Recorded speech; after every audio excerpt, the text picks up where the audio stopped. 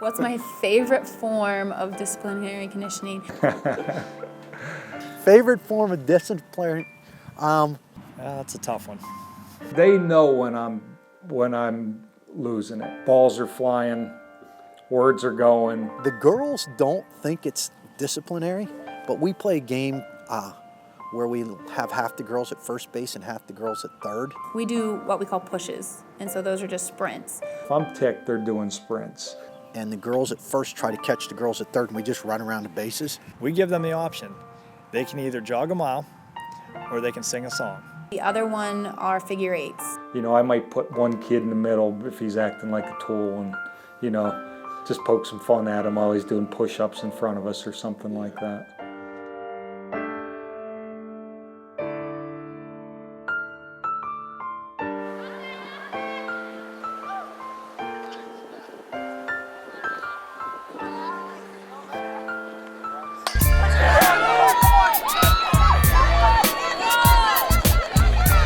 Well, as a coach, you're always, they expect us to win at the varsity level, but they also expect us to win with sportsmanship. And I try to tell people that we're teaching kids about life. It's a sport, obviously, and we want to win, but we want to play the game the way it's supposed to be played, and then the wins and losses take care of themselves. So it's about being competitive, doing your best, trying against adversity. So sports emulates life. That's it. They got plenty of room, D-Max, you good?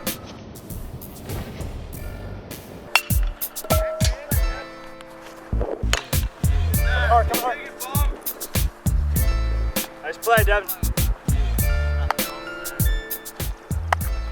Well, we take on responsibilities, not just me, but the whole staff, and we base it off a program, grades 9 through 12, and we take a lot of pride in that. We tell the players, you're not only representing yourself, you're representing your coaches, your families, your school, and your town, and first and foremost, we're high school students, all right? Baseball comes second, and we want them to remember that. We got to have it with the books first. Baseball is secondary, but what we're doing is trying to prepare them for life after high school, and baseball is a big part of it because so much can be incorporated through this game in actual life and what they're faced on in the future.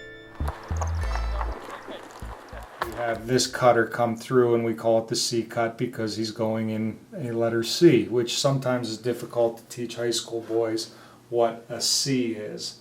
Sometimes they go to an I, sometimes they do an L. I look at my responsibilities as I am in charge of or responsible for some of the, all the other parents' children at that time. For the 2 hours, 3 hours that we're practicing, and then when we're on the road. We tell them that, they have a responsibility to uphold, their character to themselves, their parents, their community, their school, and, as a person and as a whole. So, we put, there's a lot of responsibility on me because each child is, under my command or, my umbrella, but, I think I also put that responsibility back on the student athlete because it's a privilege for them to play.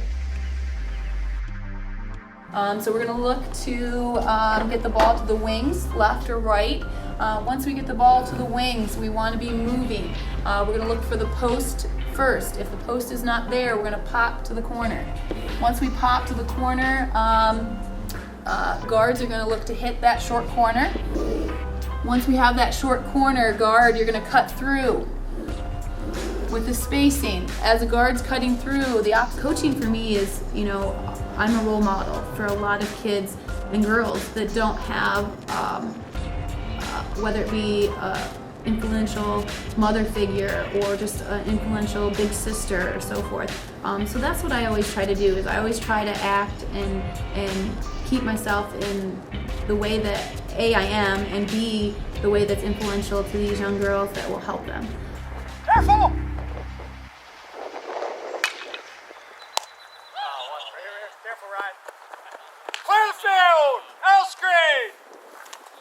The biggest goal is to make sure that they're successful in life.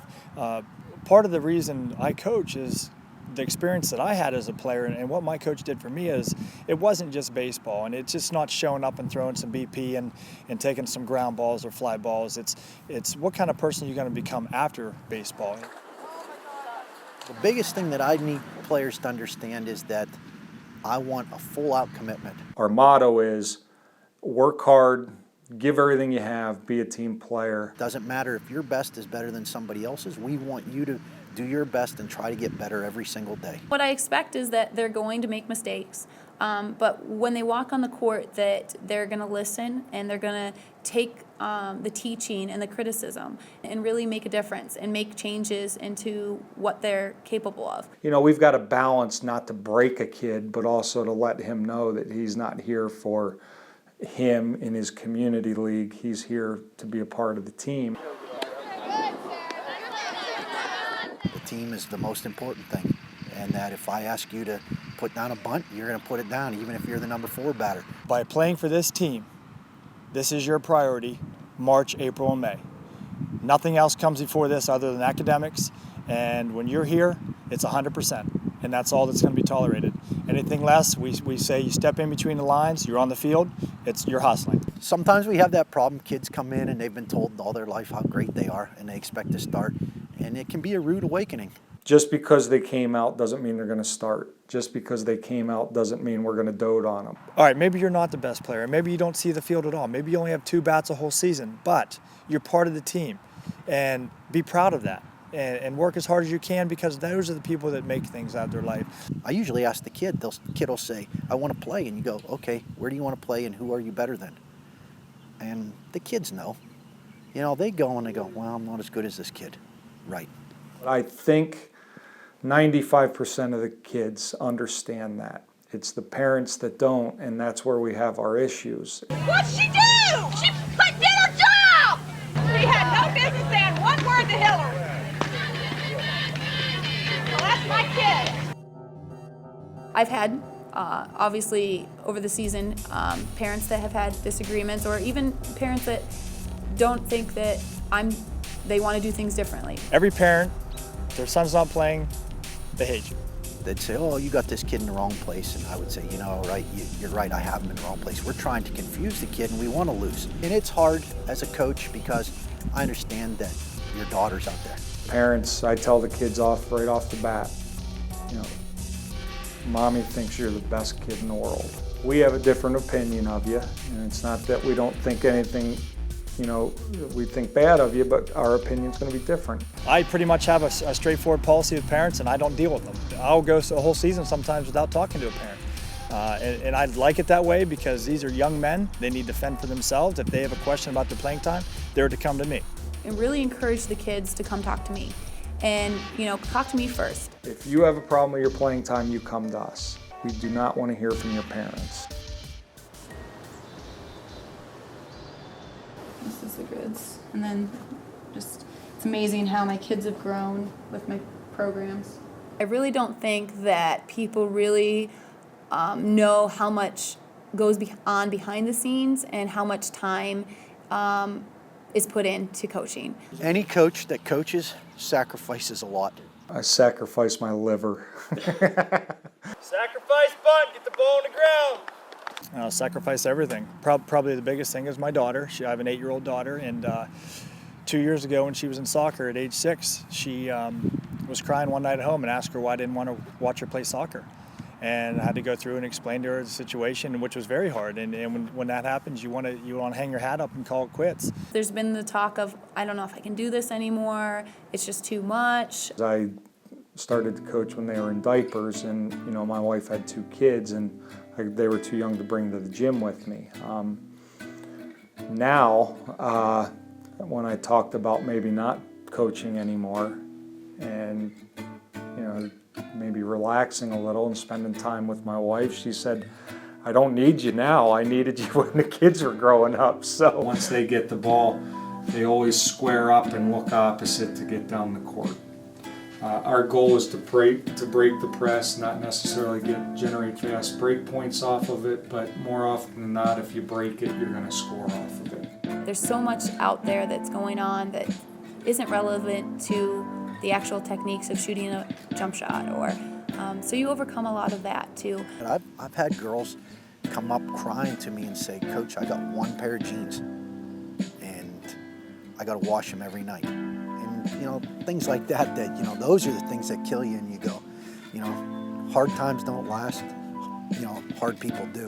Even just changes and all those things that, you know, as a young female that you have to go through. Nobody sees that, but to me, that's more about this than 8-4 or whatever the score was today. We had a kid on our team who committed suicide, and he was my son's age, and his older brother was on the team, and I was the first person he called when it happened. So you put everything down and you kind of take over what you need to do. So we were the first people there, other than the police, to do what you don't know what to do, but you do what you have to do, and we ended up doing quite a bit. And it was, you know, that almost knocked me out of coaching. My first year as a head coach, and we had a kid kill himself. So you drop the pretenses of being a coach, and you're whatever you need for that kid and the rest of the team. You know, you don't. The cliches don't work when you go in to see the kids the next day and, you know, try to comfort them. You don't know what to say. You're just there crying with them, and you know, and I think the kids, when they need someone, I think they know we're there for them.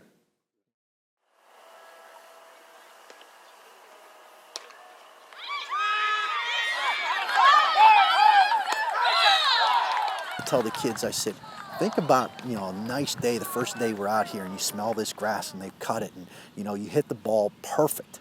And, you know, they say not to live through your kids. I mean, I tell these kids, I lived through them. I mean, when a kid that's worked hard and they lace a double into the gap and it's a game winner and you see the smile on their face, I mean, that's what you live for. And they come up and they go, Coach, I did this. And you're like, yeah, that's what you did. You did this, and they go, that's that thing you showed us. Right. And, you know, and so that's why we do it. All of us do it. 1, 2, 3, Rovers! As a coach, before you walk in the door, it's like you take a deep breath and you go, okay, I'm ready to do this. Figured it was March, April, May on the field. After that, okay, have a good life and we'll see you later. But it's well beyond that. There's more than just winning. You know, we want to win as bad as everyone else, but there's bigger things out there.